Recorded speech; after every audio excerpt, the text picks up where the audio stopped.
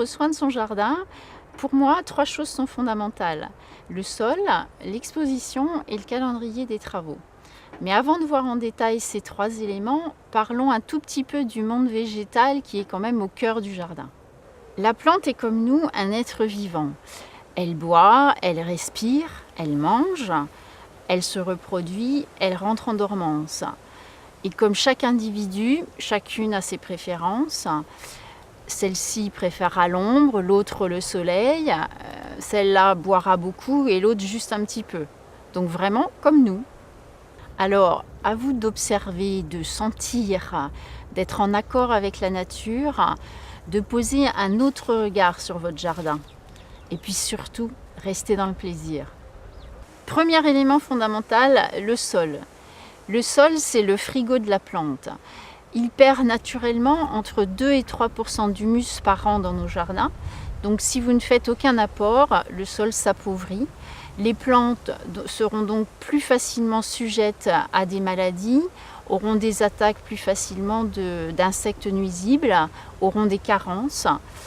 Elles produiront moins de fleurs et donc moins de fruits. Tout le monde n'a pas la même qualité de sol. Chacun a ses avantages et ses inconvénients. Une terre sableuse et légère se travaille facilement, laisse l'eau s'infiltrer et ne colle jamais. Elle se réchauffe rapidement et est donc idéale pour les semis et cultures de printemps. Par contre, pauvre en argile, elle a peu de pouvoir pour stocker des réserves alimentaires pour les plantes et demande beaucoup d'arrosage.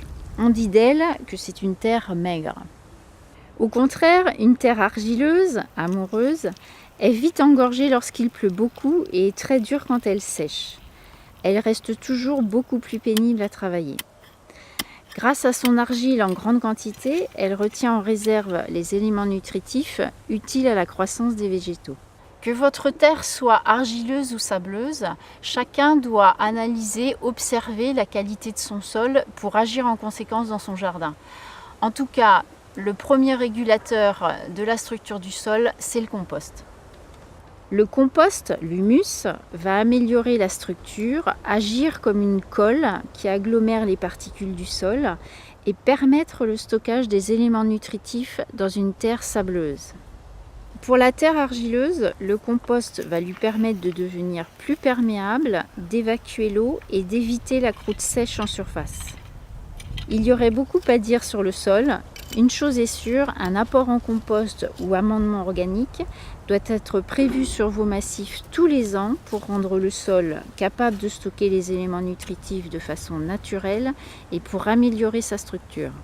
Vous verrez, vos végétaux ne s'en porteront que mieux et vous mesurerez rapidement la différence de croissance.